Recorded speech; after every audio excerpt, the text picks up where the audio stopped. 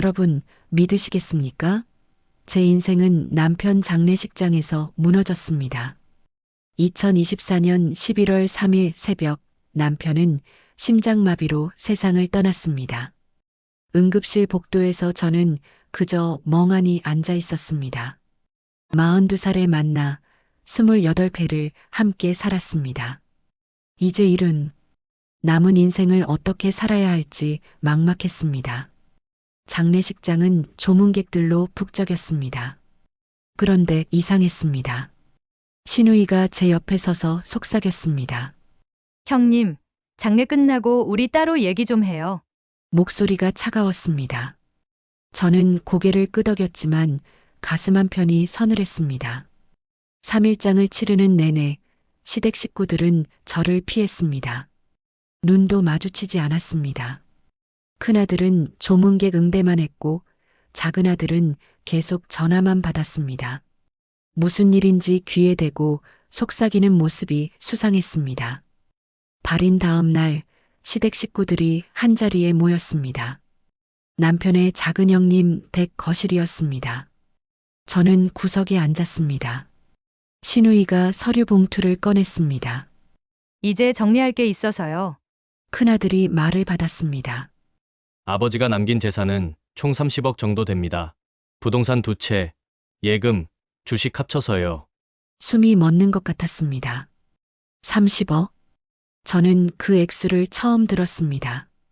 남편은 늘 우리 둘이 모은 거라고만 했지 구체적인 금액은 말하지 않았습니다. 신우이가 차갑게 말했습니다. 상속은 피부치끼리 나눠야지. 형님, 이해하시죠? 머리가 하얘졌습니다. 피부치? 저는 28회를 함께 산 아내인데 피부치가 아니라는 겁니까? 무슨 말씀이세요? 제 목소리는 떨렸습니다. 큰아들이 단호하게 말했습니다. 법적으로 배우자 상속분이 있긴 합니다. 하지만 어머니, 아버지가 평생 모은 건 우리 가족 전체를 위한 겁니다. 어머니 혼자 다 가져가시려는 건 아니시죠? 저는 말문이 막혔습니다. 가슴이 쿵쿵 뛰었습니다. 손이 차가워졌습니다. 작은아들이 옆에서 거들었습니다. 어머니 앞으로 적당히 드리면 남은 인생 편하게 사실 수 있을 겁니다. 욕심 부리시면 안 되죠? 욕심? 28회를 함께 빚 갚고 밥 짓고 시부모님 병수발하며 산 제가 욕심을 부린다고요? 신우이가 찬물을 한 잔 내밀었습니다. 형님, 진정하시고 생각해 보세요. 우리도 형님 생각해서 하는 말이에요. 저는 그 물을 받지 않았습니다. 대신 일어섰습니다. 생각할 시간을 주세요. 밖으로 나왔습니다. 11월의 차가운 바람이 뺨을 때렸습니다. 눈물이 났습니다. 아니, 눈물이 나야 하는데 나오지 않았습니다. 그저 멍했습니다. 집으로 돌아왔습니다. 남편의 옷이 아직 옷걸이에 걸려 있었습니다. 면도기도 그대로였습니다. 저는 침대에 주저앉았습니다. 정말 나는 아무 권리도 없는 걸까요? 며칠 동안 밥을 제대로 먹지 못했습니다. 입맛이 없었습니다. 그런데 이상하게도 과거가 자꾸 떠올랐습니다. 남편을 처음 만난 건 1996년 가을이었습니다. 저는 42살, 남편은 44. 둘 다 재혼이었습니다. 중매였습니다. 첫 만남 자리에서 남편이 솔직하게 말했습니다. 저 빚이 좀 있습니다. 5천만 원쯤. 당시엔 큰 돈이었습니다. 저는 놀라지 않았습니다. 오히려 정직하다고 느꼈습니다. 갚아나가면 되죠. 뭐. 남편이 웃었습니다. 주름진 눈가가 따뜻했습니다. 결혼 후 우리는 작은 연립주택에 전세로 살았습니다. 남편은 작은 철물점을 운영했고 저는 식당 주방에서 일했습니다. 새벽 5시에 일어나 국을 끓이고 밤 9시에 퇴근했습니다. 남편은 매달 빚을 갚았습니다. 통장에 돈이 들어오면 제일 먼저 빚부터 갚았습니다. 그리고 남은 돈으로 생활했습니다. 때로는 라면으로 끼니를 때웠습니다. 어느 날 밤 남편이 말했습니다. 여보, 미안해. 당신 고생만 시키네. 저는 남편의 손을 잡았습니다. 거칠고 투박한 손이었습니다. 우리 둘이 함께 갚는 거예요. 당신 빚이 아니라 우리 빚이에요. 남편의 눈에 눈물이 맺혔습니다. 5년이 걸렸습니다. 2001년 마침내 빚을 다 갚았습니다. 그날 남편이 소주 한 병을 사왔습니다. 우리는 작은 상을 마주하고 앉아 잔을 부딪혔습니다. 이 집은 우리 둘의 땀으로 세운 거야. 남편이 말했습니다. 저는 고개를 끄덕였습니다. 그 뒤로 남편의 철물점이 조금씩 잘 됐습니다. 동네 재건축이 시작되면서 자재 수요가 늘었습니다. 저도 식당 주방장으로 승진했습니다. 월급이 올랐습니다. 우리는 조금씩 모았습니다. 5년 뒤 작은 아파트를 샀습니다. 전세에서 벗어나 내 집을 가진 순간 둘이 부둥켜 안고 울었습니다. 2010년쯤 남편이 건물 한 채를 샀습니다. 작은 상가 건물이었습니다. 월세가 꼬박꼬박 들어왔습니다. 저는 믿기지 않았습니다. 우리가 이런 날이 올 줄 몰랐네. 남편이 웃었습니다. 다 당신 덕분이야. 당신이 옆에서 버텨줬잖아. 2015년 남편은 아파트 한 채를 더 샀습니다. 투자용이었습니다. 시세가 올라 큰 차익을 남겼습니다. 그렇게 재산이 불어났습니다. 하지만 남편은 여전히 검소했습니다. 낡은 차를 몰았고 옷은 몇 년씩 입었습니다. 저도 마찬가지였습니다. 우리는 외식보다 집밥을 좋아했습니다. 2020년 남편이 갑자기 말했습니다. 여보, 우리 이제 좀 쉬어도 되지 않을까? 철물점을 정리하고 은퇴하자는 뜻이었습니다. 저도 주방 일을 그만뒀습니다. 우리는 작은 텃밭을 가꾸며 살았습니다. 그 4년이 참 행복했습니다. 아침에 같이 산책하고 오후에 차 마시고 저녁엔 드라마를 봤습니다. 평범하지만 소중한 시간이었습니다. 그런데 왜 시댁은 나를 인정하지 않는 걸까요? 일주일이 지났습니다. 시댁에서 다시 연락이 왔습니다. 큰아들이었습니다. 어머니, 결정하셨어요? 저는 대답하지 않았습니다. 아직 혼란스러웠습니다. 그날 오후 옛 동네 친구 경숙이가 찾아왔습니다. 경숙이는 남편 장례식에도 왔던 친구였습니다. 저보다 2살 어렸습니다. 언니, 괜찮아? 경숙이가 제 손을 잡았습니다. 저는 그제야 울었습니다. 참았던 눈물이 쏟아졌습니다. 경숙이가 차분하게 말했습니다. 언니, 시댁 말 함부로 믿지 마. 법적으로 배우자 상속분이 있어. 그리고 형부가 뭔가 남겨놨을 수도 있어. 뭘 남겨놨겠어. 남편은 말이 없던 사람이었어. 그래도 한번 찾아봐. 유언장이든 메모든 뭐든. 경숙이는 집을 떠나기 전에 제 어깨를 토닥였습니다. 언니 목 챙겨. 28회를 함께 산 게 헛된 게 아니야. 경숙이가 간 뒤 저는 집안을 뒤졌습니다. 먼저 서재부터 시작했습니다. 남편은 서류를 깔끔하게 정리하는 사람이었습니다. 파일 박스가 3개 있었습니다. 첫 번째 박스 부동산 계약서, 등기부등본. 두 번째 박스 통장 사본, 주식 내역. 세 번째 박스 잡다한 영수증들. 특별한 건 없었습니다. 저는 한숨을 쉬었습니다.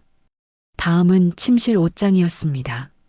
남편의 정장, 와이셔츠, 넥타이. 하나하나 만져보니 남편 냄새가 났습니다. 눈물이 또 났습니다.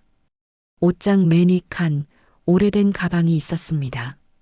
검은색 서류 가방.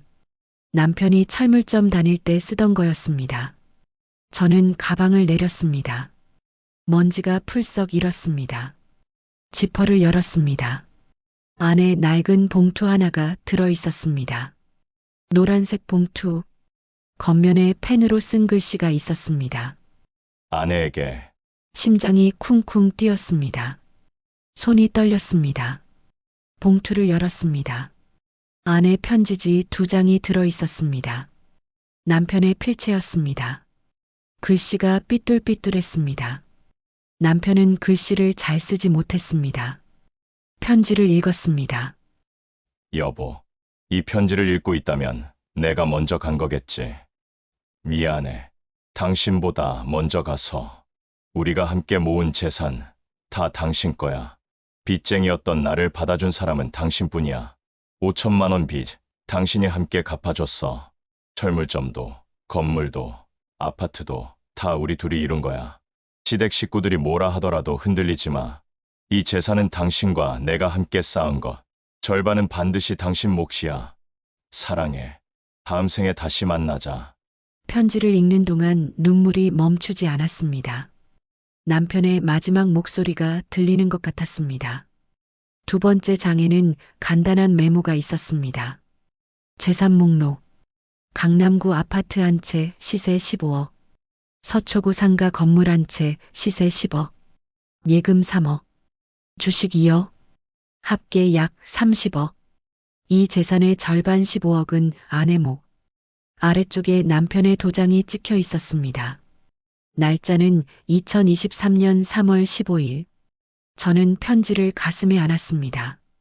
남편이 저를 잊지 않았습니다. 저를 지키려 했습니다.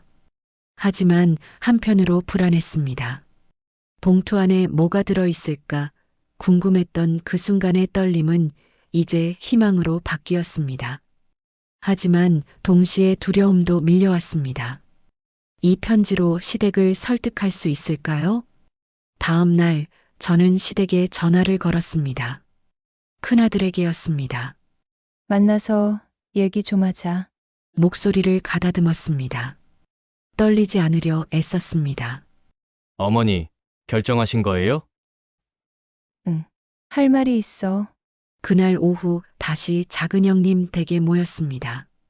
시누이, 큰아들, 작은아들, 그리고 남편의 형님까지 모두 저를 지켜봤습니다. 저는 노란 봉투를 꺼냈습니다. 테이블 위에 올려놓았습니다. 이게 뭔데요? 시누이가 물었습니다. 남편이 남긴 편지야. 읽어봐. 큰아들이 봉투를 집어들었습니다. 편지를 꺼내 읽었습니다. 얼굴이 굳어졌습니다. 작은아들에게 건넸습니다. 작은아들도 표정이 어두워졌습니다. 시누이가 편지를 받아 읽었습니다. 그리고 비웃었습니다. 이게 뭐예요? 유언장도 아니고. 남편의 뜻이야. 재산의 절반은 내 거라고 분명히 썼어. 큰아들이 편지를 탁 내려놓았습니다. 어머니, 이건 법적 효력이 없어요. 유언장은 공증을 받아야 해요. 증인도 있어야 하고요. 이건 그냥 메모일 뿐이에요. 저는 목소리를 높였습니다. 메모라도 남편의 뜻이잖아. 30억을 우리 둘이 함께 모았다고 썼어. 작은아들이 찬물을 마시며 말했습니다. 어머니, 감정적으로 대하지 마세요. 우리도 어머니를 생각해서 하는 말이에요. 법적으로 배우자 상속분은 1.5배예요. 자녀가 둘이니까 30억을 어머니 1.5, 저희 각각 일씩 나누면 어머니 몫은 약 13억 정도 돼요. 그 정도면 충분하지 않나요? 13억. 적은 돈이 아니었습니다. 하지만 남편은 절반이라고 했습니다. 15억이라고 했습니다. 남편은 절반이라고 했어. 시누이가 냉정하게 말했습니다. 형님, 오빠가 그렇게 썼다고 해서 법이 바뀌는 건 아니에요. 법은 법이에요. 그리고 솔직히 말하면 오빠가 평생 모은 돈인데 형님이 다 가져가는 건 우리도 납득이 안 돼요. 평생 모은 돈? 나도 함께 모았어. 새벽 5시에 일어나서 국 끓이고 밤늦게까지 주방에서 일했어. 빚 5천만 원 내가 함께 갚았어. 목소리가 떨렸습니다. 분노와 슬픔이 뒤섞였습니다. 큰아들이 단호하게 말했습니다. 어머니, 아버지가 남긴 건 30억입니다. 우리 형제가 법정 상속분대로 나눌 겁니다. 어머니한테 13억 드리면 남은 인생 편하게 사실 수 있어요. 더 이상 욕심 부리지 마세요. 욕심. 또 그 단어였습니다. 저는 의자를 박차고 일어섰습니다. 욕심? 28배를 함께 산 내가 욕심을 부린다고? 신우이가 한숨을 쉬었습니다. 형님, 진정하세요. 우리도 형님 나이 생각해서 13억이나 드린다는 거예요. 법적으로 따지면 더 적을 수도 있어요. 법적으로? 그럼 법으로 가자. 나도 변호사 선임할 거야. 작은 아들이 비웃었습니다. 어머니, 변호사 비용 감당하실 수 있으세요? 소송 몇 년 걸리는 거 아세요? 저는 대꾸하지 않았습니다. 봉투를 집어들고 밖으로 나왔습니다. 현관문을 나서는 순간 신우이의 목소리가 들렸습니다. 형님, 좋게 끝내요. 우리도 원하는 건 그거예요. 좋게 끝내라. 결국 포기하라는 뜻이었습니다. 집으로 돌아오는 길 버스 안에서 눈물이 났습니다. 할머니 하나가 저를 쳐다봤습니다. 저는 고개를 돌렸습니다. 나는 끝까지 싸워야 할까, 물러나야 할까? 그날 밤 잠이 오지 않았습니다. 천장만 바라봤습니다. 과거가 자꾸 떠올랐습니다. 1996년 결혼 직후였습니다. 시댁 첫 방문 날이었습니다. 시어머니는 차갑게 저를 맞았습니다. 재혼이라며? 애는? 딸 하나 있습니다. 전 남편이 키우고 있어요. 그래도 애 낳은 몸이네. 시어머니의 눈빛이 차가웠습니다. 저는 고개를 숙였습니다. 신우이는 더 노골적이었습니다. 오빠, 왜 재혼녀를 데려왔어? 초혼 여자도 많은데. 남편이 제 손을 잡았습니다. 내가 선택한 사람이야. 존중해줘. 하지만 시댁의 냉대는 계속됐습니다. 명절 때마다 저는 부엌에서만 지냈습니다. 설거지, 음식 준비, 청소. 신우이는 거들지도 않았습니다. 어느 추석 시어머니가 말했습니다. 며느리가 일은 좀 하네. 그래도 피는 못 속여. 피. 그 단어가 가슴에 박혔습니다. 2005년 시아버지가 돌아가셨습니다. 장례를 치르는 동안 시댁 식구들은 재산 얘기를 꺼냈습니다. 당시 남편은 큰형과 함께 아버지의 작은 땅을 상속받았습니다. 저는 아무 말도 하지 않았습니다. 시어머니가 돌아가신 건 2012년이었습니다. 그때도 마찬가지였습니다. 신우이가 어머니의 예금 통장을 챙겼습니다. 남편은 반대하지 않았습니다. 형제끼리 싸우고 싶지 않아. 남편은 늘 그랬습니다. 갈등을 피했습니다. 조용히 물러섰습니다. 그런데 이번엔 달랐습니다. 남편은 편지를 남겼습니다. 저를 지키려 했습니다. 내가 그때 왜 그 말을 삼켰을까? 과거의 제 모습이 떠올랐습니다. 시댁의 모욕을 참고 냉대를 견디고 입을 다물고 살았던 저. 이번에도 침묵하면 내 인생은 어떻게 될까? 다음 날 아침 저는 결심했습니다. 변호사를 만나기로 했습니다. 변호사 사무실은 역 근처에 있었습니다. 작은 건물 3층이었습니다. 상담료 10만 원을 내고 들어갔습니다. 변호사는 50대 중반쯤 되어 보이는 남성이었습니다. 차분한 목소리로 물었습니다. 어떤 일로 오셨어요? 저는 남편의 편지와 재산 목록을 보여줬습니다. 변호사는 꼼꼼히 읽었습니다. 그리고 고개를 저었습니다. 이건 법적 효력이 없어요. 왜요? 남편이 직접 쓴 거예요. 도장도 찍었어요. 유언장은 민법에서 정한 방식을 따라야 해요. 자필증서 유언이라면 전문을 자필로 쓰고 날짜와 주소를 명기하고 서명 날인해야 해요. 이 편지는 주소가 없고 증인도 없어요. 법원에서 인정받기 어려워요. 가슴이 무너졌습니다. 그럼 제 몫은 얼마나 되나요? 변호사가 계산기를 두드렸습니다. 배우자 상속분은 자녀와 공동 상속인이 될 경우 1.5배예요. 자녀가 2명이니까 총 3.5로 나눠요. 어머니 몫은 약 12억 8천만 원 정도 돼요. 13억도 안 됐습니다. 시댁이 제시한 것보다 적었습니다. 그런데요. 변호사가 덧붙였습니다. 만약 자녀들이 기여분을 주장하면 더 줄어들 수 있어요. 예를 들어 아들들이 아버지 사업을 도왔다거나 병수발을 들었다거나 하면 기여분을 인정받아요. 저도 병수발 들었어요. 빚도 함께 갚았어요. 증거가 있나요? 증거요? 통장 거래 내역, 영수증, 증인 같은 거요. 저는 망연자실했습니다. 28회 전 일인데 무슨 영수증이 남아있겠습니까? 변호사가 조심스럽게 말했습니다. 솔직히 말씀드리면 소송하셔도 승산이 높지 않아요. 편지만으론 부족해요. 그리고 소송 비용도 만만치 않아요. 변호사 선임료, 인지대, 감정료. 최소 몇 천만 원은 각오하셔야 해요. 몇 천만 원이요? 네. 그리고 소송은 최소 2년은 걸려요. 항소, 상고까지 가면 5년도 넘어요. 어머니 연세가. 변호사는 말을 흐렸습니다. 저는 70이었습니다. 5년을 싸우다 보면 75입니다. 그럼 어떻게 하라는 거예요? 시댁이 제시한 조건을 받아들이시는 게 현실적이에요. 13억이면 적은 돈 아니에요.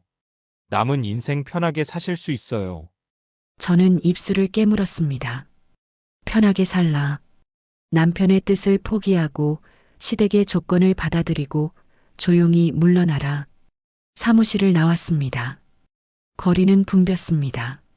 사람들이 바쁘게 걸어갔습니다. 저만 멈춰 선 것 같았습니다. 집으로 돌아왔습니다. 현관문을 열자마자 주저앉았습니다. 눈물이 쏟아졌습니다. 밤이 됐습니다. 핸드폰이 울렸습니다. 큰아들이었습니다. 어머니, 변호사 만나셨죠? 어떻게 알았을까요? 아마 누가 봤나 봅니다. 그래서 결정하셨어요? 저는 대답하지 않았습니다. 큰아들의 목소리가 차갑게 변했습니다. 어머니, 소송하시려면 하세요. 하지만 그러면 저희도 가만히 있지 않아요. 어머니가 아버지 재산 빼돌린 증거 찾을 거예요. 뭐, 내가 뭘 빼돌려? 아버지 통장에서 돈 빠진 거 있잖아요. 어머니 용돈으로 쓴 거 다 따질 거예요. 협박이었습니다. 저는 손이 떨렸습니다. 생각 잘하세요. 좋게 끝내는 게 서로한테 좋아요. 전화가 끊겼습니다. 저는 소파에 누웠습니다. 천장이 빙글빙글 돌았습니다. 모든 게 무너지는 것 같았습니다. 시댁의 협박, 변호사의 냉정한 판단, 법의 냉혹함. 이대로 손을 놓아야 하나? 일주일 동안 밥을 거의 먹지 못했습니다. 몸무게가 3kg 빠졌습니다. 거울을 보니 얼굴이 헬쑥했습니다. 경숙이가 다시 찾아왔습니다. 제 모습을 보고 깜짝 놀랐습니다. 언니, 이러다 병 나겠어. 밥 먹어. 경숙이가 미역국을 끓여줬습니다. 저는 몇 숟가락 떠먹다가 숟가락을 내려놓았습니다. 경수가. 나 포기할까봐. 뭐, 왜? 변호사가 그래. 승산 없대. 소송 비용도 몇 천만 원이래. 경숙이가 제 손을 꽉 잡았습니다. 언니, 포기하지 마. 형부가 편지까지 남겼잖아. 뭔가 방법이 있을 거야. 무슨 방법? 법도 날 안 도와줘. 법만이 전부가 아니야. 증거를 더 찾아봐. 형부가 언니를 위해 뭔가 더 남겼을 수도 있어. 경숙이가 간 뒤 저는 다시 집안을 뒤지기 시작했습니다. 이번엔 더 꼼꼼하게 찾았습니다. 서재 책장, 남편이 좋아하던 책들이 꽂혀 있었습니다. 한 권씩 꺼내 흔들었습니다. 혹시 메모지라도 떨어질까 싶어서였습니다. 세 번째 책장, 부의 추월차선이라는 책에서 종이 한 장이 떨어졌습니다. 메모지였습니다. 남편의 필체였습니다. 2020년 3월 10일 아내 명의로 주식 계좌 개설. 삼성전자 백주 매수. 심장이 뛰었습니다. 저는 주식 계좌가 있는지도 몰랐습니다. 다음 날 증권사에 전화했습니다. 본인 확인 후 계좌를 조회했습니다. 고객님, 2020년 3월에 개설된 계좌 맞으세요. 현재 잔고는 약 8천만 원입니다. 8천만 원. 남편이 몰래 제 명의로 주식을 사둔 것이었습니다. 더 찾아봤습니다. 침실 서랍장 및 오래된 수첩이 있었습니다. 남편의 가계부였습니다. 2018년부터 2024년까지 꼼꼼히 기록돼 있었습니다. 2018년 5월 1일 강남 아파트 매수 부부 공동재산. 2019년 7월 15일 서초 건물 매수 아내와 함께 모은 돈. 2021년 11월 20일 예금 1억 아내 노후 자금. 남편은 모든 재산 형성 과정을 기록해뒀습니다. 그리고 매번 아내와 함께라고 썼습니다. 눈물이 흘렀습니다. 남편은 저를 잊지 않았습니다. 끝까지 저를 지키려 했습니다. 저는 수첩을 가슴에 안았습니다. 그리고 다시 변호사에게 전화했습니다. 선생님, 증거를 더 찾았어요. 다음 날 다시 변호사 사무실에 갔습니다. 수첩과 메모지, 주식계좌 내역을 보여줬습니다. 변호사의 표정이 달라졌습니다. 이거 상당히 유리한 증거네요. 정말요? 네. 가계부에 부부 공동재산이라고 명시돼 있고 부인 명의 주식 계좌까지 있으면 법원에서 인정받을 가능성이 있어요. 가슴이 두근거렸습니다. 그럼 싸워볼 만한 건가요? 네.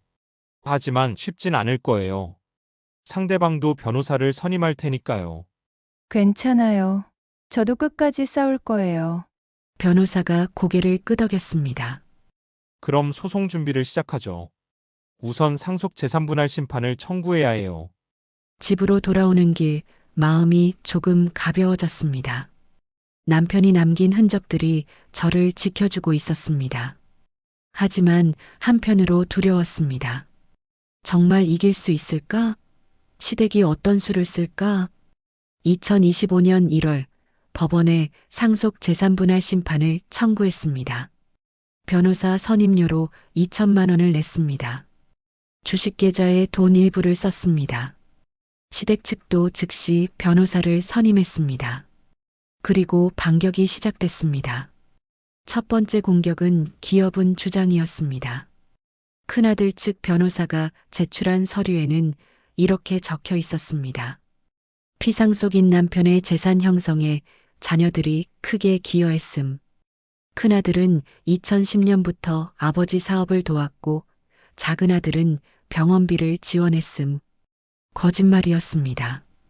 큰아들은 자기 사업만 했고 작은아들은 결혼 후 연락도 뜸했습니다. 변호사가 말했습니다. 증인을 세워야 해요. 남편분이 혼자 재산을 형성한 게 아니라 부인과 함께 모았다는 걸 증명해야 해요. 저는 경숙이를 증인으로 세웠습니다. 그리고 남편의 철물점 직원이었던 박 사장님도 찾아갔습니다. 박 사장님은 75이었습니다. 남편보다 나이가 많았고 오랫동안 함께 일했던 분이었습니다. 사모님, 제가 도와드려야죠. 사장님이 늘 그러셨어요. 내 재산은 아내 덕분이라고. 법정 기일이 잡혔습니다. 2025년 3월 10일. 저는 떨리는 마음으로 법정에 들어갔습니다. 판사 앞에서 양측 변호사가 공방을 벌였습니다. 저는 증인석에 섰습니다. 판사가 물었습니다. 혼인 기간 동안 피상속인과 함께 재산을 형성했다는 증거가 있습니까? 저는 수첩과 가계부를 제출했습니다. 그리고 주식계좌 내역도 냈습니다. 상대 변호사가 반박했습니다. 이 수첩은 사적인 기록일 뿐입니다. 법적 효력이 없습니다. 제 변호사가 맞섰습니다. 하지만 피상속인의 진정한 의사를 보여주는 중요한 증거입니다. 그리고 증인도 있습니다. 경숙이가 증인석에 섰습니다. 떨리는 목소리로 말했습니다. 제가 30년 넘게 지켜봤습니다. 두 분은 정말 함께 고생하셨어요. 빚 갚을 때도 사업할 때도 항상 함께였어요. 박 사장님도 증언했습니다. 사장님은 늘 사모님을 자랑하셨어요. 내 아내가 없었으면 여기까지 못 왔다고 하셨습니다. 하지만 상대 변호사가 날카롭게 물었습니다. 증인은 피상속인과 친분이 있었으니 편파적일 수 있습니다. 객관적 증거는 없습니까? 저는 입술을 깨물었습니다. 그날 재판은 결론 없이 끝났습니다. 판사가 말했습니다. 다음 기일까지 추가 증거를 제출하시기 바랍니다. 법정을 나오는데 큰아들이 다가왔습니다. 어머니, 이제 그만하세요. 저는 대꾸하지 않고 지나쳤습니다. 그날 밤 신우이에게 문자가 왔습니다. 형님, 오빠 명예 더럽히지 마세요. 가족끼리 법정에서 싸우는 꼴이 보기 좋나요? 명예, 남편의 명예는 그들이 지키는 게 아니었습니다. 남편의 뜻을 지키는 게 진짜 명예였습니다. 하지만 지쳐갔습니다. 법정 싸움은 생각보다 힘들었습니다. 매번 서류를 준비하고 증인을 찾고 변호사와 상담하고 어느 날 밤 전화벨이 울렸습니다. 모르는 번호였습니다. 여보세요? 낯선 남자 목소리였습니다. 사모님, 저 남편분 회사 거래처 대표입니다. 혹시 통장 거래 내역 확인해 보셨어요? 네? 무슨? 남편분이 돌아가시기 전에 큰아들한테 큰 돈을 송금하신 것 같던데요. 한번 확인해 보세요. 전화가 끊겼습니다. 다음 날 저는 은행에 갔습니다. 남편 통장 거래 내역을 출력했습니다. 2024년 10월 15일 남편이 돌아가시기 3주 전 이체 5억 원 받는 사람 큰아들. 손이 떨렸습니다. 5억. 남편이 큰아들에게 5억을 보냈습니다. 왜? 무슨 이유로? 변호사에게 보여줬습니다. 변호사의 얼굴이 굳었습니다. 이건 생전 증여일 수도 있어요. 그럼 상속 재산에서 빼야 해요. 그럼 제 몫도 줄어드는 건가요? 그렇죠. 30억에서 5억을 빼면 25억. 어머니 몫은 약 10억 7천만 원 정도로 줄어들어요. 가슴이 무너졌습니다. 하지만 변호사가 덧붙였습니다. 근데 이상한 점이 있어요. 남편분이 돌아가시기 직전에 이렇게 큰 돈을 보냈다는 게 석연치 않아요. 혹시 큰아드님이 강요한 건 아닐까요? 강요요? 네. 만약 그렇다면 이 증여는 무효가 될 수 있어요. 저는 큰아들에게 전화했습니다. 아버지한테 5억 받은 거 왜 숨겼어? 큰아들이 당황한 목소리로 대답했습니다. 그게 아버지가 주신 거예요. 사업 자금으로. 아버지가 편찮으실 때였잖아. 정신이 온전했겠어? 어머니, 무슨 말씀을. 저는 전화를 끊었습니다. 이제 진짜 전쟁이 시작되는 걸까? 2025년 6월 두 번째 재판 기일이 잡혔습니다. 이번엔 5억 원 이체권이 쟁점이었습니다. 법정에서 큰아들이 증인으로 섰습니다. 판사가 물었습니다. 피상속인이 5억 원을 이체한 이유가 무엇입니까? 큰아들이 대답했습니다. 아버지가 제 사업을 도와주시려고 주셨습니다. 사업 자금이 필요했거든요. 피상속인이 당시 건강 상태는 어땠습니까? 멀쩡하셨습니다. 정신도 또렷하셨고요. 거짓말이었습니다. 남편은 그때 이미 가슴 통증을 호소하고 있었습니다. 병원도 다녔습니다. 제 변호사가 반박했습니다. 의료 기록을 보면 피상속인은 당시 협심증 진단을 받았고 약을 복용 중이었습니다. 판단 능력이 온전했다고 보기 어렵습니다. 상대 변호사가 맞섰습니다. 협심증이 있어도 의사결정은 가능합니다. 치매나 정신질환이 아닌 이상 증여는 유효합니다. 공방이 이어졌습니다. 저는 가슴이 답답했습니다. 그때 방청석에서 누군가 손을 들었습니다. 낯익은 얼굴이었습니다. 판사가 물었습니다. 누구십니까? 저는 피상속인의 주치의였습니다.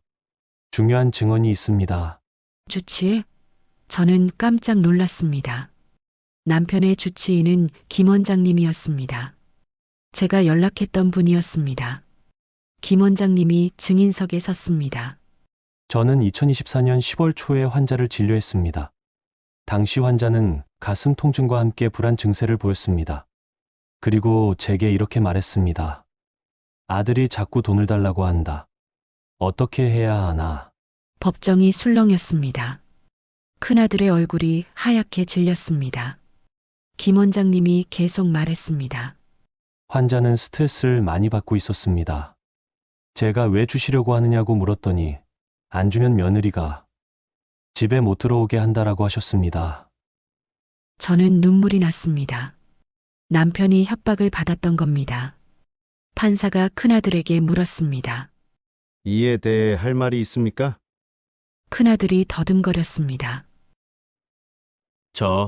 저는 그런 적 없습니다. 아버지가 자발적으로 주신 겁니다. 김 원장님이 다시 말했습니다. 그리고 환자는 제게 이런 부탁도 했습니다. 선생님, 만약 내가 먼저 가면 아내를 좀 도와주세요. 제 재산은 아내 몫이 절반입니다. 법정이 조용해졌습니다. 판사가 서류를 넘기며 말했습니다. 증인의 진술은 상당히 신빙성이 있어 보입니다.